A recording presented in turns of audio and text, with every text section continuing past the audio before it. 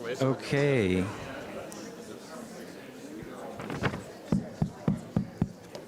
Okay, this thing works. Hi, everyone. I'm Igor Siddiqui, Program Director for Interior Design.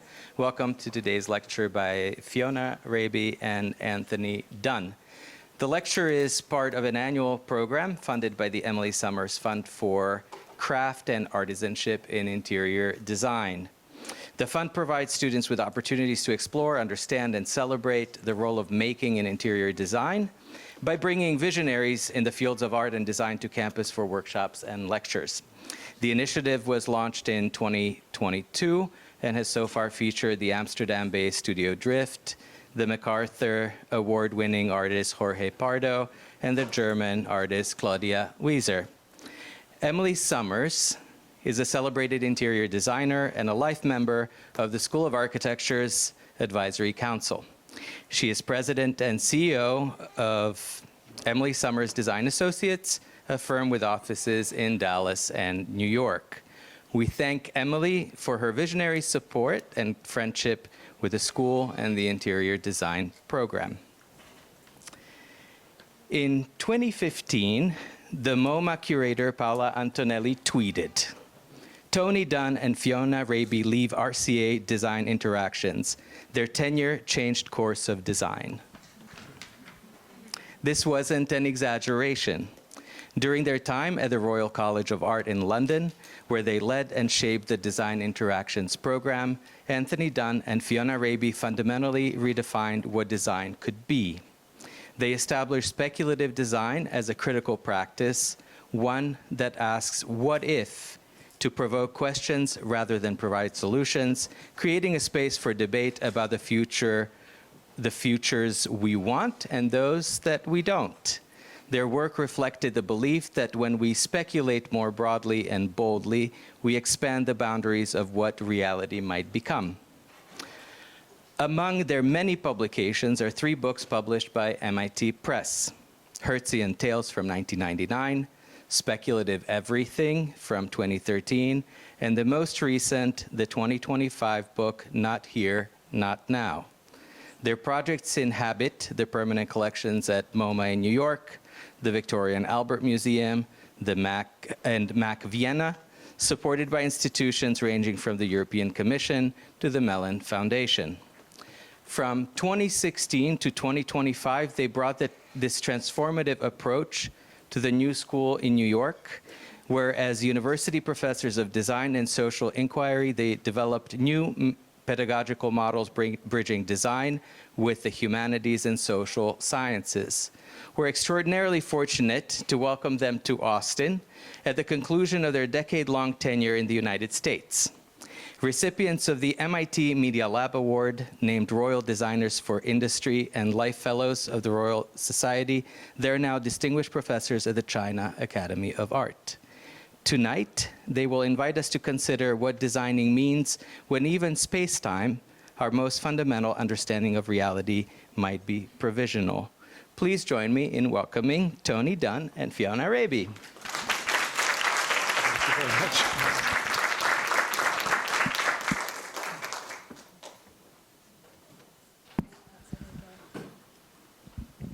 Hello, everyone, and thank you for coming along this afternoon. And thank you, Igor, for that extremely warm introduction. It's a pleasure to be here with you all and to participate in this workshop this week.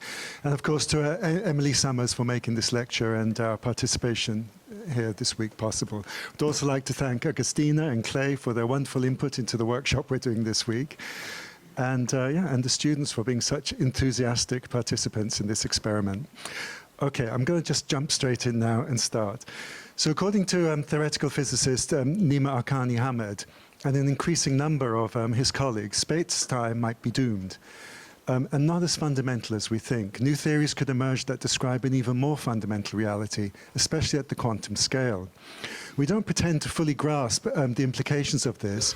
We find it fascinating that a concept we think of as so essential to our understanding of reality might be reaching the end of its usefulness.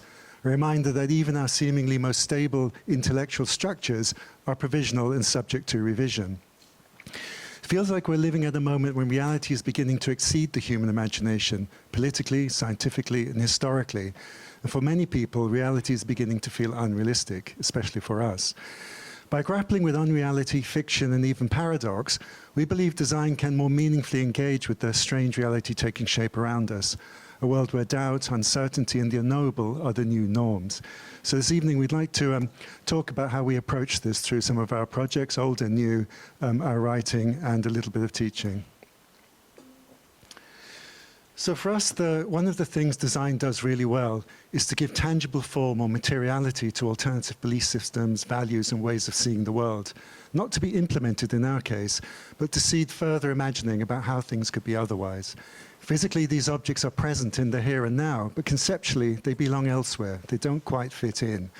We like to reference the language of mainstream design to suggest a reality where mass-produced objects are designed to meet needs lying beyond practicality. They're designed to think with and through. So when we began working together in the 1990s, technology was beginning to move out of the office into the home. There was a lot of techno-utopianism about, but we were a little skeptical and wanted to express this through design itself, something we later called critical design. And this chair was probably the first piece we did that expressed this idea. It's called the Faraday chair, and uses a film that prevents electromagnetic waves from computers and other electronic devices penetrating the space inside.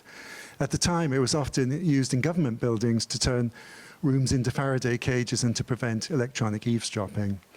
We wanted to suggest that as more electronic products entered the home and leaked into the space around them, it might become necessary for people to seek shelter in specially constructed non-radio spaces. The Faraday chair is a utilitarian shelter of minimum dimensions and comfort. It might even be a retreat, a new place to dream away from the constant bombardment of telecommunications and electronic radiation, but at a cost. And we were delighted and surprised when it found a home in the furniture collection of the Victoria and Albert Museum in London, where it was selected as an example of a chair that offered psychological comfort rather than physical comfort. So at the time, there were almost no examples of designers critiquing technology. There was theory, but not examples. So we looked at two traditions. First one was post-war Italian radical design, which used furniture to critique prevailing social and political realities, mainly done by architects.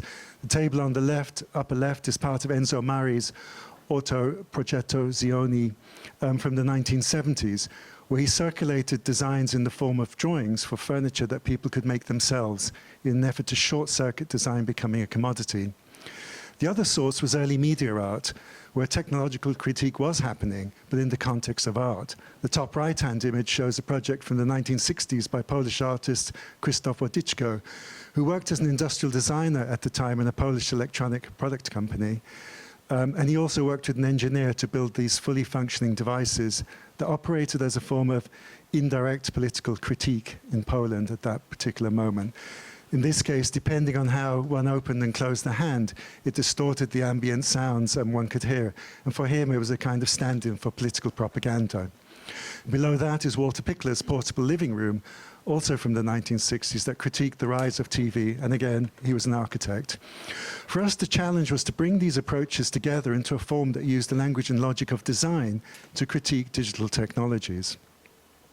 So the Placebo project, which we did in the 2000s, when we were researchers in the computer-related design department at the Royal College of Art, and also designers in residence at the Victoria and Albert Museum in London. This image is from an exhibition from a few years later. But the project aimed to offer an alternative model of how electronics might enter the home. Each piece responds to the invisible electromagnetic waves emitted by electronic products in ways that provide a more emotional or poetic connection. So the 8 objects were adopted by members of the public who lived with them for several months and were interviewed afterwards. A table that displayed the word lost unless it was connected to GPS satellites. Another table with 25 compasses set into its surface that twitch and spin on contact with the electromagnetic fields emitted by a computer. A stool that drains excess electricity from the body, and a light that only works when it detects the EM fields of nearby electronic products. So we interviewed the adopters and worked with photographer Jason Evans to capture not just how people actually use them, but also the thoughts and fantasies and imaginings that they sparked. And for us, the interviews were as important as the objects, and both worked together to suggest different ways electronics might exist in the home, less instrumentally and more poetically. The results were gathered together in a book called Design Noir, The Secret Life of Electronic Products, Objects. So at the end of the project, we had an opportunity to exhibit them in amongst all the kind of existing pieces that they had in their design gallery at the V&A. We were trying to put them into dialogue with different moments in design history when furniture and domestic objects reflected very different values and beliefs, suggesting that these can continue to evolve as well as form and aesthetic, something that's often overlooked. And on completion, we approached several manufacturers, large and small, to see if we could develop the project for production. Sadly, we were told each time there was no market for objects like these. According to the logic of the market, they were unreal or impossible. But rather than give up design or align with the demand of the commercial realities, we wanted to continue designing. And in a way, this sent us down the path we are still on today, straddling the academic and design worlds in order to design projects that don't quite fit existing markets, but do introduce new thinking to our field through tangible objects. And although we've worked for many years in an academic setting, rather than writing papers, we've developed work for exhibitions in all sorts of contexts, science museums, specialist design galleries, and more popular exhibitions that ideally reach beyond design and beyond academia to both professional and non-specialist audiences. And writing's very important for us too. We've published several books, as Igor mentioned, over the years. We're very interested specifically in what it means to write as designers, combining words, objects, and images. Too often, in our view, when design enters the academy, it leaves behind so many of the qualities that make it distinct. And it's important that as design becomes more academic, which is it's accelerating at the moment, I think, through PhD programs around the world, that it continues to contribute knowledge through a uniquely designerly approach, while of course still remaining open to learnings from other more established fields. So the robot project was probably a turning point for us in our work. Up until that point, all our objects, they worked technologically. We built circuits, we ran software, and at that time there was no Arduino, so we had to work with hardware and software engineers using stamp chips. It was very clunky. And it was a demo or die culture. If they worked, then they were real. They existed in the world. But we worked with tiny budgets. And so how could we explore the challenge, the challenge that the expensive robot kind of requirements have, when we had small budgets? How do we suggest and invent alternatives from a non-technological kind of art college context? So we ended up with wooden objects, and we used fishing wire to animate them and make them move. And we were really worried. These objects that did not look like robots did not fit robotness. And that was their purpose. It was to challenge. Would they be taken seriously? It was a worry for us. So the smart home seemed to be the only technological narrative at the time. If robots entered the home, does hyper-efficiency, office culture also come with that? Was there any room to expand the vocabulary, any room for existentialism in the robot kind of world? So we wanted to think of our robots as co-inhabitants, as cultural objects, like furniture, rather than the relatives of dishwashers and refrigerators. And also to inspire designers to engage us with this rather neglected area. So we played with the power dynamics, a supercomputer with super intelligence, way beyond that of any human. The human stands tall above the object. To hear it, you have to lean down to a tiny little hole where this super intelligence is constantly complaining. The supercomputer is not particularly happy. The machine has little wheels and a string to move it around. It constantly wants to move its position in the home. It wants to be by the window or next to the TV or over next to the sofa. Next slide. So there's our little robot. It was ambiguous if this is for the computer's benefit. Does it constantly, incessantly need to give the human a renewed sense of purpose, constantly caring for a needy machine, keeping the human happy? Is the human shaping the computer world or the computer shaping the human world? So So this robot was also inspired at the time, many years ago actually, when you could walk into the United Kingdom without a passport by iris scanning only. It was the technological dream of seamlessness. They kind of achieved it. But it was unclear how this technology would develop. Would the human become mechanized, scanned like, like supermarket produce, peep, peep, as we kind of went through. So we wanted to challenge that part of that. But also user-friendliness was also one of these technological dreams. So we wanted to challenge which part of a design is the user-friendliness. And so we designed this really big, heavy wooden thing, sharp angles, no radiuses. And on the top is a slot. And in the slot is 2 robot eyes staring up at you.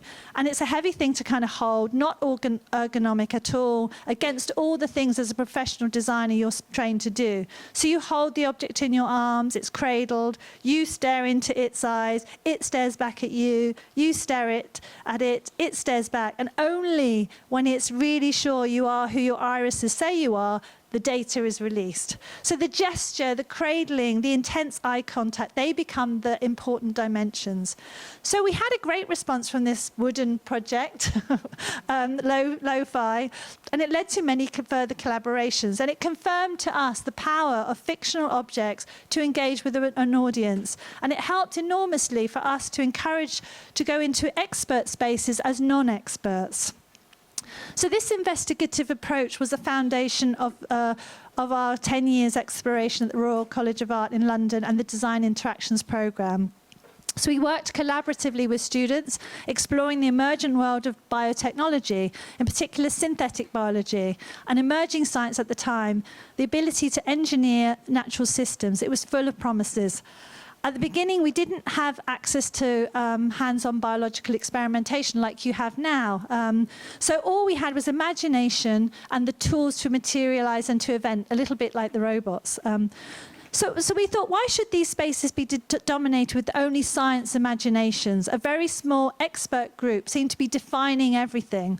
When technological imaginations, the technological imagination doesn't necessarily enter into the messiness of the everyday. What happens when these technologies enter our everyday worlds? What are the implications and consequences? How do they manifest? So it was a real collective effort of all of us, teachers and students, to think together. It wasn't about providing the solutions to this kind of future of this technology. It was about expanding possibility and asking questions. So the most interesting projects were those that posed dilemmas, and the most interesting were ones that showed multiple angles on the technology. So although the work was highly speculative, we ensured the students' thinking was grounded in hands-on experience through workshops, filmmaking, electronics, and eventually we set up our own biohacking workshop. And it connected to our neighbours at the Imperial College, who were the synthetic biologists next door, to tap into their expertise of their faculty. So for some students, it was just a glimpse into the basics of genetic engineering. But for others, it became very central to their practice, and they really have evolved it now, even now as we speak many years later. So in 2012, the Design Museum approached us about doing a small retrospective in London. And to introduce the idea of critical and speculative design to a more general audience. But rather than a retrospective, we proposed a small exhibition of new work that would allow us to develop some of our recent thinking. We were beginning to think that it was the worldviews and mindsets driving technological development rather than the technologies that were the source of so many of the problems we were grappling with. We wanted to explore this more. So inspired by thinkers like Langdon Winner, we began delving deeper into the entanglement of technology with different worldviews, how technology is never just technology or value neutral. We also wanted to move away from futures, which always seem to be tied to the present in some way. People always ask, how do you get from here to there, rather than letting the designs work on the imagination? So this is not a future UK, but a parallel one, and it was before Brexit. In our alternative UK, called the United Microkingdoms, England was divided into 4 zones, each based on a specific political ideology and technology. And we used this pre-existing matrix called the political compass. And then we used different forms of transport to embody each combination of technology and political ideology. So, for example, the digitarian world combined digital tech and neoliberalism in a more exaggerated version of the situation in the UK at that time. His form of transport was a self-drive car with a focus on complex tariff systems that bill the user for the amount of tarmac occupied over time. And visitors to the exhibition thought it was the most realistic yet most dystopian of the micro-kingdoms, which left everyone a little bit confused. And looking back, it's pretty mild in comparison to what's currently taking shape around us with digital tech and AI. The bioliberal microkingdom was essentially a combination of social democracy and biotechnology, where the dreams of synthetic biology came true, and people, ironically, using tech, lived more harmoniously with nature. Each person produces their own energy according to their needs. And bioliberals are essentially farmers, cooks, and gardeners, not just of plants and food, but of products too. Gardens, kitchens, and farms replace factories and workshops. And we both believe that biotechnology has got tremendous potential, but not within the current economic paradigm. If we look at how mindset driving digital tech, especially AI at the moment, where that's leading us, biotech, I think, would be just horrific in comparison. So, but to fully embrace biotechnology, I think what we wanted to explore here was it would require some kind of cultural shift if it's to be more than just introducing or sustaining a currently harmful mindset. So speed, for example, might be viewed as something that was momentarily feasible during the 20th century, a blip, as we return to vehicles that travel more slowly and turn away from using energy to defeat the wind or gravity. The communo-nuclearist society is a no-growth, limited population experiment. Using nuclear power to deliver near limitless energy, the state provides everything needed for their continued survival. Although they are energy rich, it comes at a price. No one wants to live near them. Under constant threat of attack or accident, they live on a continually moving, 3-kilometer-long, nuclear-powered mobile landscape. Consequently, they are organized as a highly disciplined mobile microstate. Fully centralized, everything is planned and regulated. They are voluntary prisoners of pleasure, free from the pressures of daily survival. Communist sharing in luxury, not poverty, and this was actually the most popular in the exhibition. So we separated the research from the objects so that people could let the models and images work on their imaginations. But if they wished, there was quite an extensive website they could access to explore the research. So while embracing speculative thought in design is relatively recent, of course, as many of you here know, it has a long history in other fields, including philosophy, science, literature, and especially architecture, where it has undergone many different mutations over the centuries and would not be called speculative design, but many other things. These drawings show a proposal for a vast memorial for Newton designed by Etienne Louis Boullé in 1784. And I think as designers, it's always fascinated us that there seems to be some subtle distinctions between architecture, which seems to be concerned with the more conceptual and intellectual aspects of the subject, and building, which is obviously concerned with the implementation. And in design, they're folded into one, which I think creates a lot of confusion and problems. Speculation has existed for many years in design too, but as a marketing tool, especially in the automotive industry. The car on the upper left is the 1938 Buck Y-Job concept car designed by Harley J. Earl, and is regarded as the first example of a concept car. It was really only designed to highlight the latest technologies and aesthetics and to shape consumer expectations and desires. So the example on the lower right, Charles Corbusier's Voiture Minimum, a 1937 proposal for an affordable car, again by an architect and a lot more idealistic. I also like how the model is made entirely in wood and is full size. Again, not trying to be realistic, as is the convention in design, but serving more as an idea or a useful fiction. And so one of the things we were trying to do is repurpose the speculative approaches traditionally used in design for commercial purposes by fusing them with more critical approaches. And just over 10 years ago, we wrote a book called Speculative Everything that brought together the kind of thinking we've just very briefly outlined in the previous slides. It drew on the previous 10 years of work and teaching at the Royal College of Art, but also touched on how this work might begin to move forward as a catalyst for interdisciplinary imagining, for instance. It was aimed at mainly younger designers who instinctively rejected solution-orientated approaches in design, but struggled to find alternative contexts or frameworks for their work that celebrated criticality, imagination, and materiality. We wanted to provide examples and references for them to begin assembling their own forms of speculative practice rather than a how-to guide. So since its publication, new forms of speculative design practice have contributed to continue to evolve, each with its own sense of what counts as good practice, industry and academic research labs, small and large design studios, think tanks, non-governmental organization and governmental policy units, as well as activist and community groups.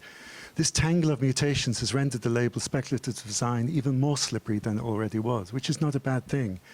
In our view, it's not something inert that needs to be defined and pinned down, but a starting point from which to develop a range of understandings of how speculative thought and design can fuse in ways that allow for more meaningful engagements with the world taking shape around us. So over the years, speculative design seems to have fused with design futures. While futures thinking is important, there are many other kinds of speculative thought that do very different things.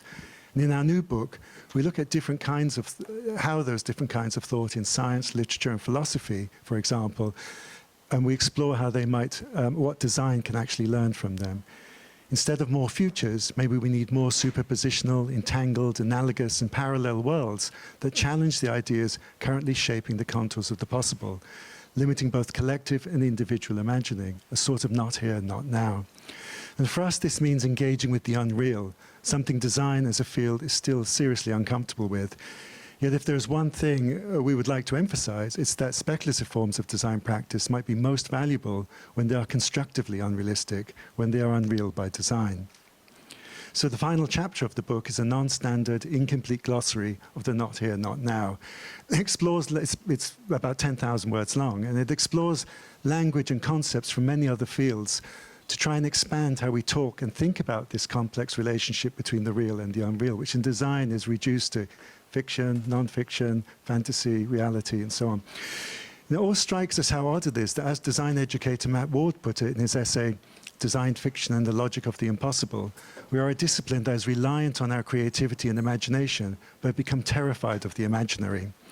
Other disciplinary imaginations go far beyond what design deems permissible, showing that reality may not be as realistic as we think. There are quantum physicists who entertain the idea that new worlds branch off from this one each time a choice is made. Cosmologists who believe that one day we may be able to create baby universes in a lab. And philosophers who engage in possible worlds talk, where in one world there is indeed a king of France. We believe design has much to learn from these fields, and that we need to create learning environments that put it into conversation with the ideas and concepts they're exploring.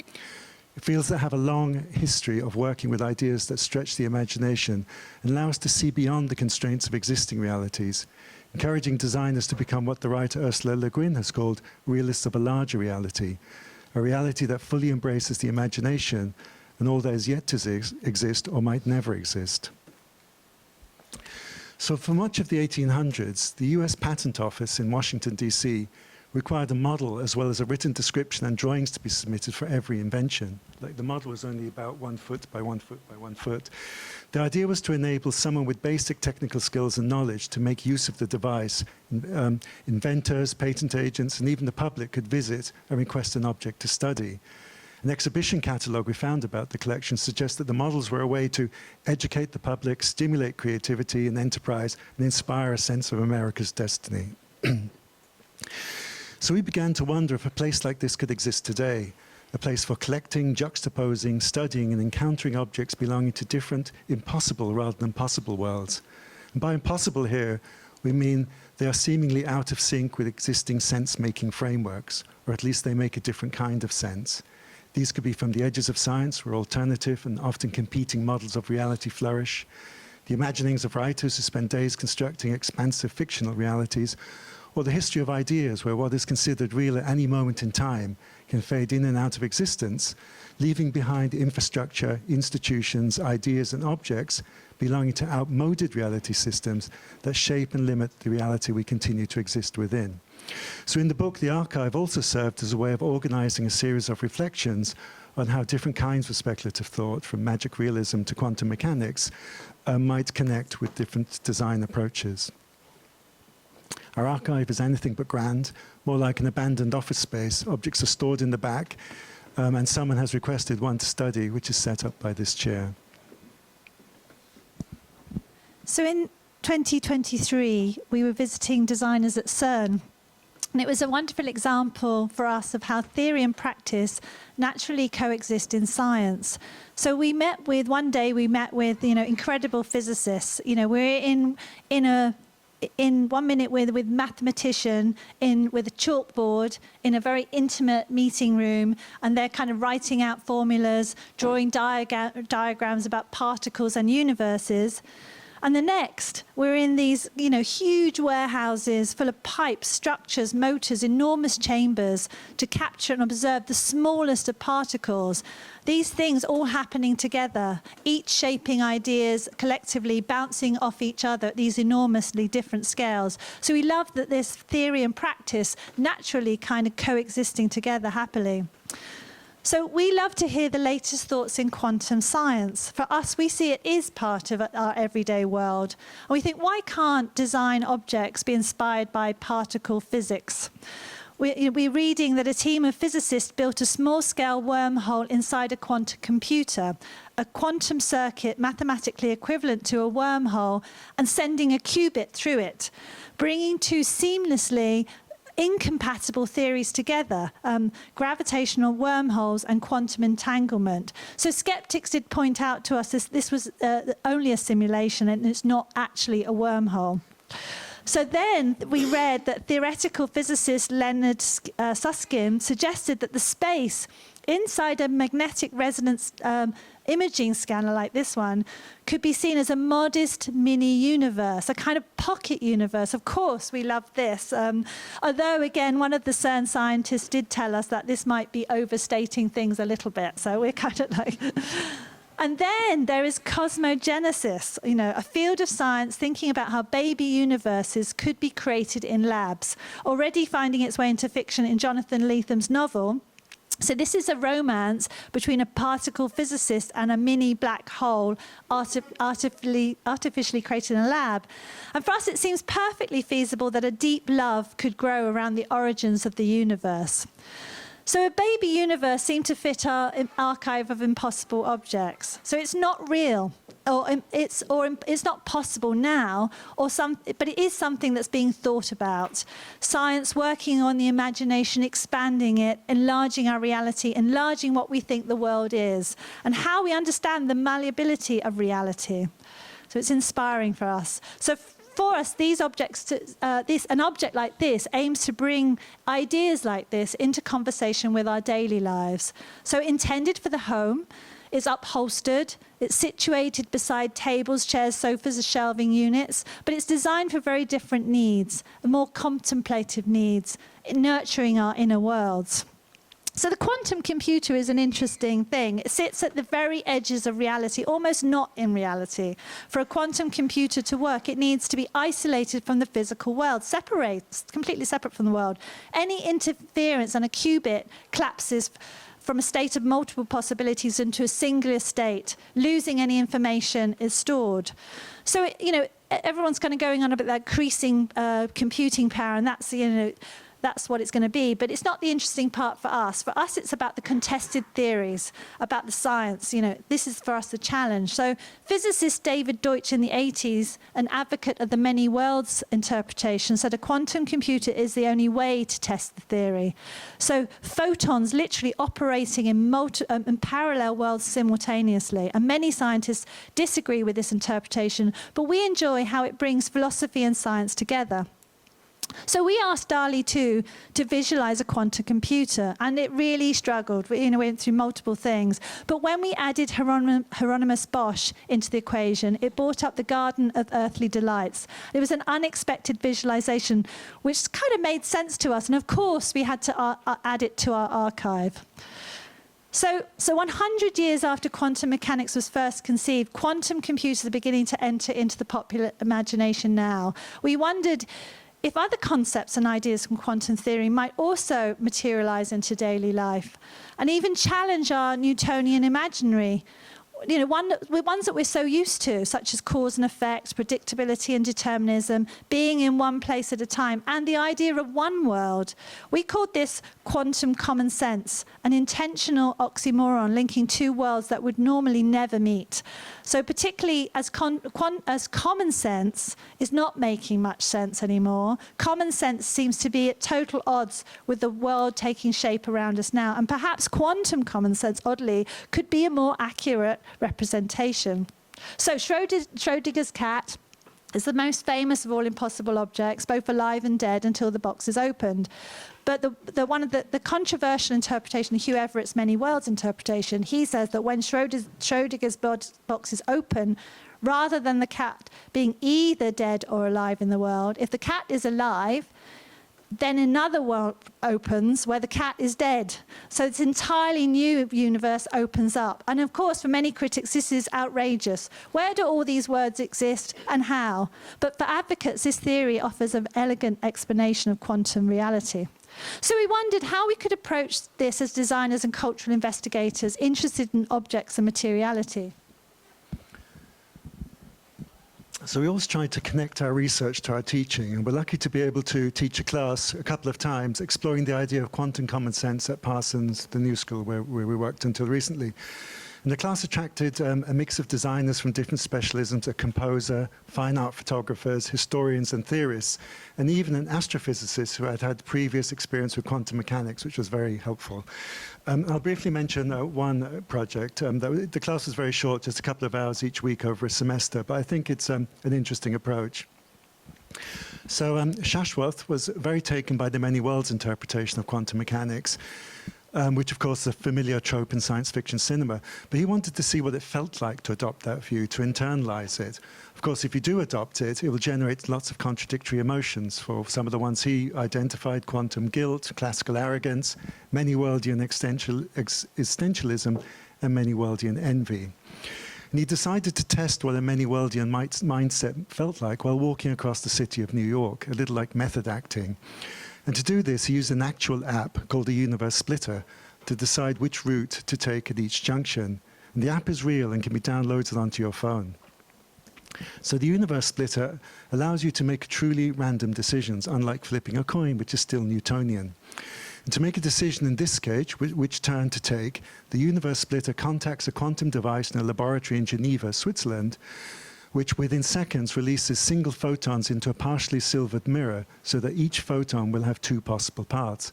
And according to the many worlds interpretation, the photon will take both parts, but in separate universes, thereby splitting the universe into the route that Shashwath took and the one he didn't take. So Shashwath ended up with two possible universes, A and B.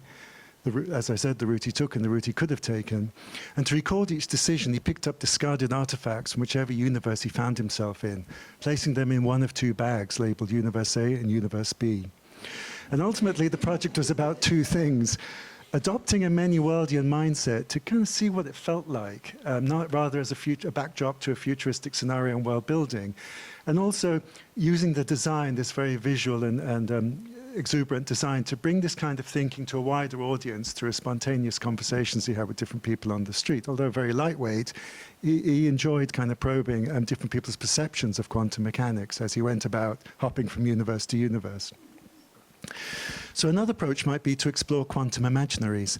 A lack of quantum-related imagery, as we discovered when we were playing with Dunne, led us to wonder about a fictional quantum age and how that might be visually expressed through the stuff of everyday life.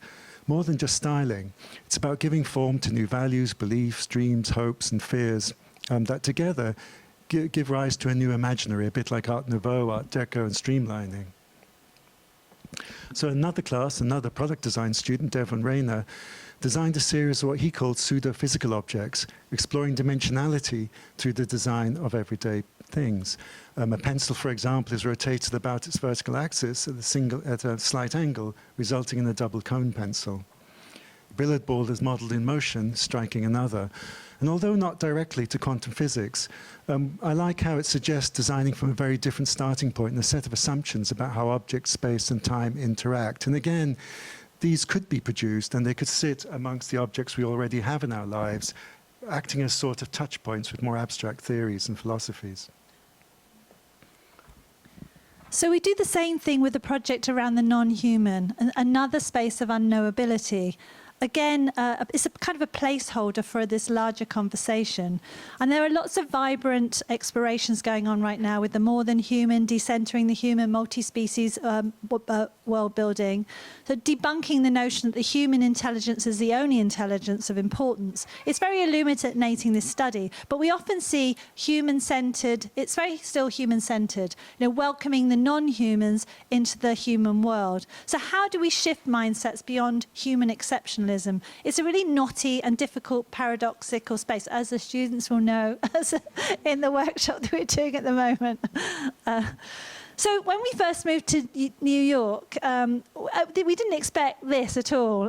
This vast continent of America, these enormous landscapes and there are spaces where humans rarely enter. And we tentatively explored them ourselves under a thin layer of fabric, carrying only the most essentials for shelter, warmth, and food.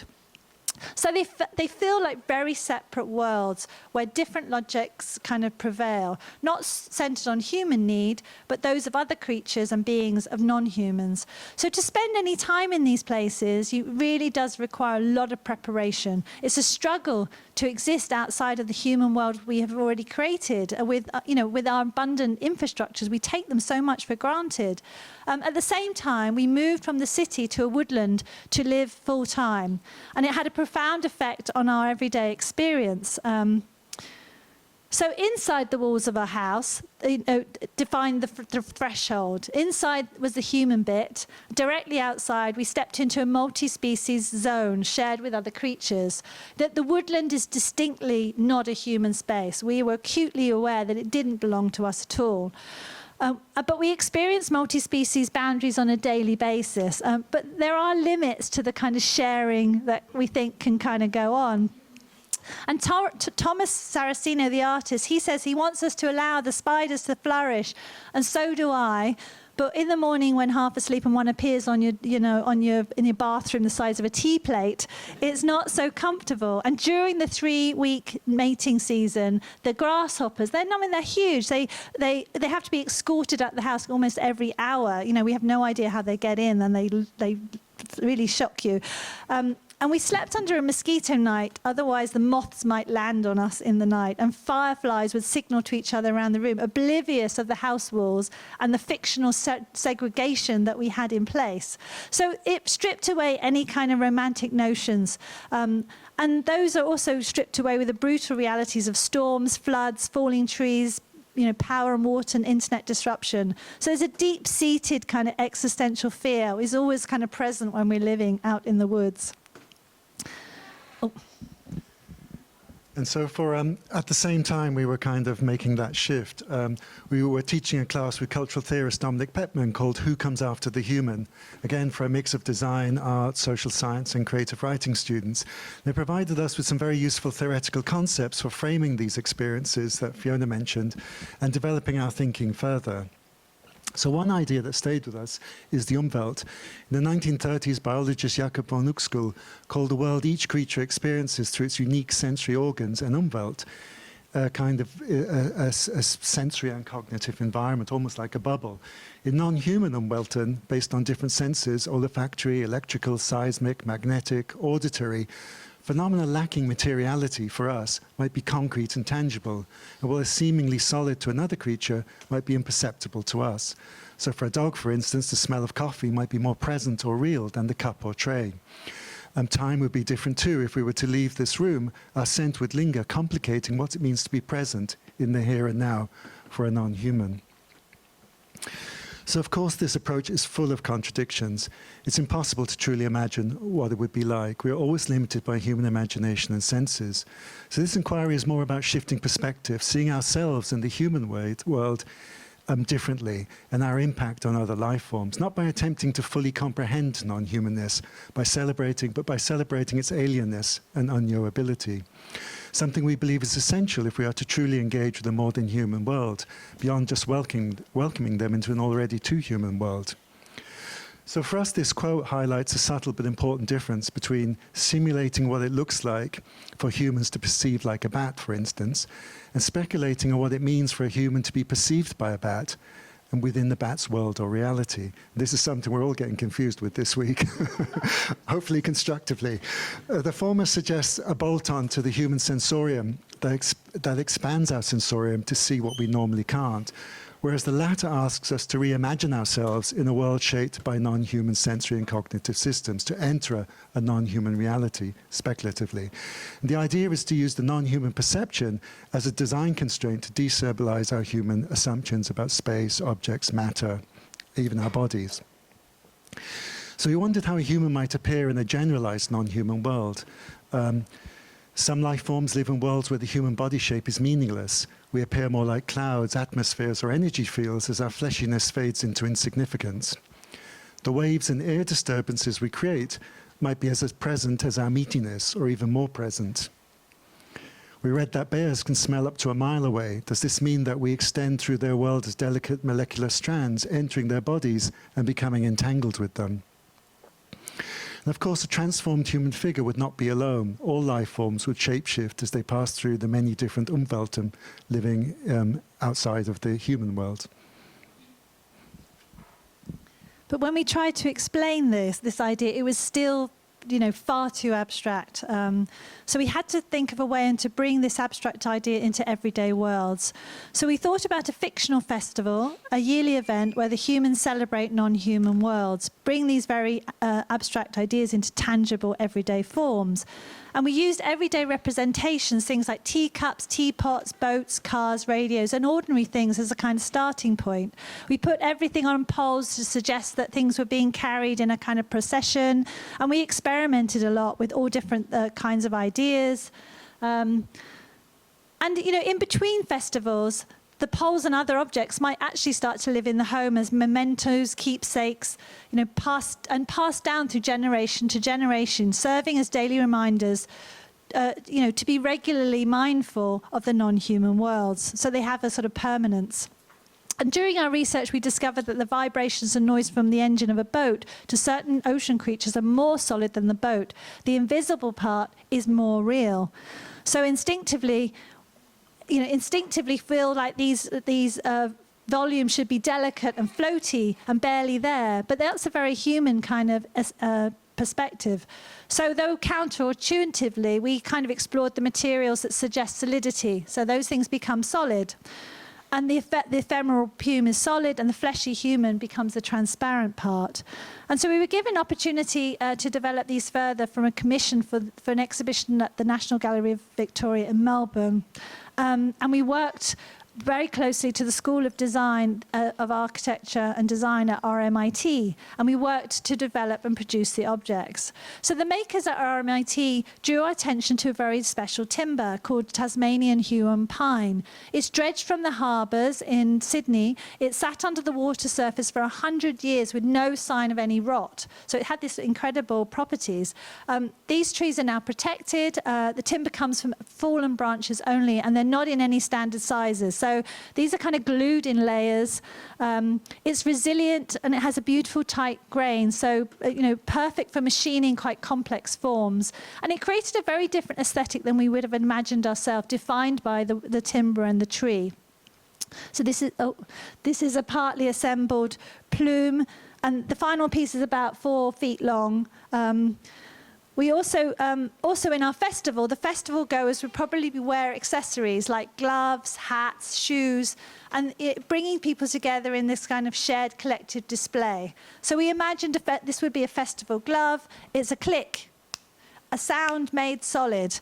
A small human gesture becomes exaggerated in non-human worlds. So we love that the festival format allowed for exaggeration, for absurdity, alternative logics, heightened emotions and celebration. So we were playing to that kind of festival idea. So this was the final glove. And so from a modernist point of view, we think the air is empty, but of course it's teeming with life and many different materials at a microscopic level at least. So in a world of many worlds, the physical teapot might be less present than the air around it. So we kind of made, the teapot is is not the container. The air around is contained. The teapot is inside out, and the glass, you can see the inversion. So when we were doing the project, language and identity we thought might need to change. Objects became unified into new multi-layered object identities. So they had strange, awkward names as we were making them. This was teapot, steam, air. So kind of like this collage of factors. And the rucksack object, this one refers back to our experiences that we had on these vast landscapes where, being in these places accentuate the vulnerability and insignificance of human life in the non-human world. When hiking in these remote places, a shift can occur in how you see yourself and your body. If something were to happen to you, you're very aware you could very quickly become biomass. You could become recycled and processed by a multitude of life forms for which we are simply calories, nutrition, raw material, or even a home. So you start to see yourself as a kind of stuff. And so for us, the backpack represents your body in biomass and is carried by the festival goer. We imagine this to be a rich soil full of creatures and microorganisms, minerals, planetary matter, to remind us that we're part of this very large ecological planetary system, and we're carrying this on our backs in the festival.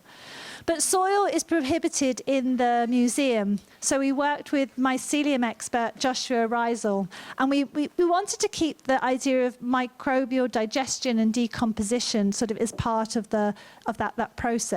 And we also did a parallel study in the Design Museum London with experts, Osmose, to try and grow the figures in mycelium, though we didn't achieve that, unfortunately, in the time we had. But it made us think about how the preparations and anticipation can be important as the festival itself. So this idea, the social process involving the local community, perhaps, these organic pieces that grow over time, you grow them each year for the festival, a collective making and growing. And after the festival, they're composted and recycled at the end, and that process starts again. So that kind of biological sort of seemed to fit. But in the museum, we weren't allowed to do anything biological, so that was a real problem. So we will never know what it's like to be another living species. We will never experience their sensory lives. But every attempt, we think, is an essential exercise in empathy, stretching the human imagination. And ultimately, it's about celebrating their alienness and their unknowability, acknowledging the inaccessibility of their world. So it's kind of a subtle kind of change of our kind of way of thinking. So I'll finish with these were the images from the final objects from the More Than Human exhibition at the Design Museum in London, and I will end there. So thank you very much.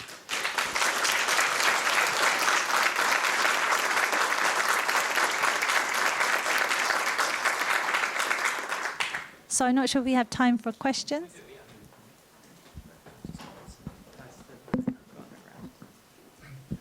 Questions? Matt, do you need the microphone? I don't need the microphone. The microphone. Thank you. That was extraordinary, and thank you for sharing your life about something with us. Every day I deal with something where I'm like, oh shit, it's a budget, it's a problem, and your work kind of lives in a completely different realm. But I imagine there is something where you're just like, I can't believe we're fucking doing this. And what is the part where the query, you reach the limitations of the query and you're not sure what happens next? Because it seems like it could be limitless. So how do you guys deal with the limits of what you set out to do with your work? Because I can imagine that has its own set of challenges when you try to find a boundary around this kind of work. Yeah, I think that's a really good point. I think that's where the contrast with the books and the practice sort of interact, because actually we do run into problems with technical challenges, budget constraints, but probably on a different scale from what you're talking about. And so things can kind of just come to a natural end because there's just no way of developing them or realizing them further. I mean, we do apply for a lot of grants to develop our work and team up with other specialists. But the book sort of allows us then, at least conceptually, to continue exploring ideas almost to their logical or illogical conclusion, and sort of naturally sometimes just run out of steam, or maybe it's just interest. But I think the Archive of Impossible Objects, for example, is more like a modular system where we've started with 12, And we've kind of experimenting with, could this be a system that expands in a more orderly way, depending on who we collaborate, and what kind of organization and what kind of field. And so the diversity of opportunities to work with different disciplines can still find expression in this sort of eclectic collection. But in some ways, I don't think this work sort of sits, I think we see it as it's sitting alongside kind of, a sort of more regular way of designing. We see it as being a sort of, when we were at the new school, we would be across the school, and we would, our unit was an opportunity for students to step out for a while and almost flex their imaginary muscles. And it's almost like, how do you start to expand on the imaginary and kind of help you think beyond? Because even with a regular kind of problem solving, you're creatively designing and imaginatively trying to solve problems. So it's a kind of, we don't see it as a kind of, that it will have an outcome as such. We see it as sitting alongside an activity. So I think that's a very different positioning of where we think it sits, rather than an end in itself. We don't see it as a kind of way of solving all the problems in the world. We see it as a way, especially I think in academia and through cross-disciplinary work, I think it really helps to bring different minds together, and science minds and design minds and fashion minds with graphic design minds coming together to look at an idea and share a kind of imaginative space together and kind of broaden the imagination. So I think we see it sitting within a kind of a more sort of, not exactly academic frame, but a research inquiry frame. I hope that.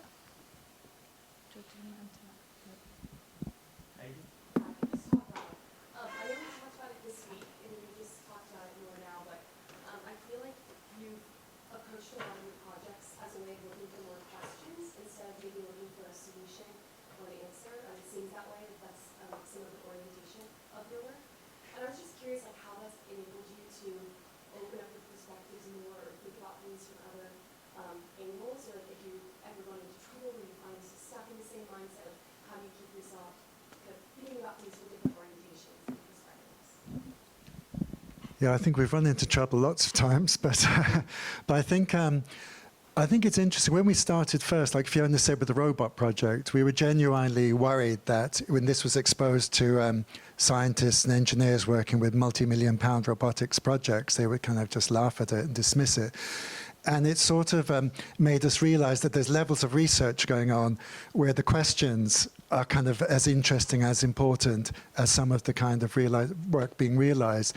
So slowly over time, we've kind of sought out people and disciplines that are more focused on the questioning side, like certain scientists, philosophers, and people like that. Whereas when we try to collaborate with more engineering-focused work, as we used to in the digital projects, we quickly do crash up against different cultures and contexts where people want, as Fiona said, they want to make it work and it has to prove that it's feasible and so on. So drifting away from engineering into science, I think, made asking questions a lot more comfortable and natural. And because of our naivety, I guess, those questions would sometimes be quite useful and helpful within larger research projects where you are approaching things from an angle that people who've spent all their days thinking about might not do. So it also depends on the context, and that's why that sort of interdisciplinary research space does make sense. But on the teaching level, we also found that with our classes that were open to students from all disciplines, if someone came from philosophy or anthropology or one of these spaces, they have this incredible knowledge, but the disciplines don't really allow them to speculate. They, in a way, have to work within existing realities, documenting it, critiquing it, trying to understand it. And in the class with all the designers, they can start to let their imaginations flow, but based on way more knowledge than most of the designers would have, constructing worlds that are absolutely fascinating. But not being visual, we would encourage them then to look for media like constitutions or legal documents and contracts as their kind of objects to materialize their worlds. But the point I wanted to make was they would naturally work in a more questioning way, and they would see their work as a form of inquiry. So having designers in those classes, they slowly got to saw what it's like to pursue curiosity-driven work or critical inquiry and move away from just providing answers and solutions.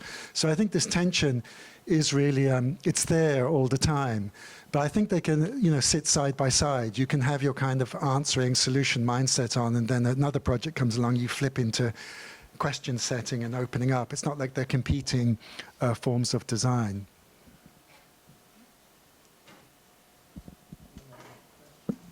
I don't know if my voice will carry. Yeah, you can Thank you. Just in case. Thank you so much for your presentation. While I was watching it, I was thinking about the recent developments in AI, especially in terms of generation of images. And I wonder how you see your work, the work that you've developed over decades before all of that happened, now that it's so easy to generate images of all these unimaginable worlds. And what do you think is the value of making and multisensorial engagement with matter, with objects and materials, that, or whether you think that this is actually going to take your work or open new possibilities for your work? I'm curious to know how you see this. AI is a real kind of quandary to it. That's why we kind of disappeared into quantum, because it was an excuse to us move over there and see what was going on. Yeah. AI in a quantum computer. Yeah. But do you want to answer? Yeah. I don't know. I think it is a really good point. And early on, like with that version of the quantum computer, that you can tell we were using DALI 2, so it was quite a few years ago. We did wonder about it, but even that is a computer rendering and computer model based on what the 3D, what the AI program gave rise to. But it's kind of interesting. I think for us, there are people who are sensitive to words, to images, to whatever. We're very sensitive to objects. And so when we go into even a historical museum and confront objects from another time or another culture, the impact on us just goes far beyond any visual representation might, whereas for other people, those visual representations might do the same. So it's not even that you can sense it and feel it, but somehow your senses are activated imaginatively, and you can almost feel the texture, you can feel the weight. And I think for us, it's maybe objects become very specialized in the future, because they do take a lot of sensitivity to be, they're expensive, they're difficult to store and move about, and even to the literacy that comes with encountering objects and making sense of them, I think is fading as we spend more and more time in the digital realm.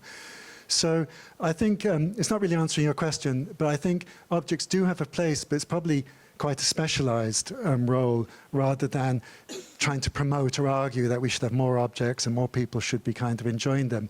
But with the AI, I think, the DALI does have, Midjourney and all these programs, they do have a sort of a look. And yes, the worlds can be wild, but they're sort of randomly wild. And I think somehow there's a human, subtle, or I know we call it logic, orderliness, interconnectivity, that sometimes holds imagined worlds together in a different way from these kind of generative worlds. But it is fascinating. I mean, we've consciously stayed away from AI because there's just so much hype around it over the years, and it's so extreme. But recently we've been talking with some researchers in that field about kind of, they call it sort of inexplicable AI, the AI that can't be explained through human concepts and human words. And how do you then, they have a highly abstracted languages for doing that in mathematics, but we're wondering if as designers we can enter into that space and tangibilize elements of AI that don't lend themselves to linguistic expressions or conceptualizations. But I don't know. I will look forward to see how it plays out, because we don't actually know, of course. But the last project we showed is interesting, because we had our first ever sabbatical we've ever had in our lives. So we had like a 3-month sabbatical, which kind of blew our minds, to be honest. And when we were doing it, one of the explorations we went through was trying to understand the materiality of all the things that we had designed. And we went through multiple iterations of, that if they were wood, if they were kind of mycelium, if they were paper and lightweight. And at the end, it was really funny. Too late for everything, because by the time we'd agreed to certain things, we had a whole set that were made of felt, and it was suddenly the felt became a whole different way in which, if all the objects were made of felt, it suggested a completely different way of moving. Maybe you move slowly, the world becomes softer. Maybe a celebration wasn't about noise and color, and a celebration could be behaviorally very different. So the materiality plays a huge importance onto how something is shaped and how the behaviors around an object. So we, as you see from the robots and everything, the behavior around an object is equally part of the design of the object itself. So I think that, I'm not sure what that's going to mean when AI, I think we're still going to need to make things to experience that kind of sensuality. Maybe we will get more demand for more sensuality in our world because of the multiple images. I don't know. It's a curious time. It really is. Yeah. And exciting for the students, I think, to think about what that means. So well, it raises the bar. Yeah. I mean, if the machine can be imaginative, it doesn't mean you have to be more wild, but it's this thing, how is the human imagination different and interesting and valuable? And so crafting imaginative work, I think, becomes more important because whereas before, it didn't really have a competitor in that sense.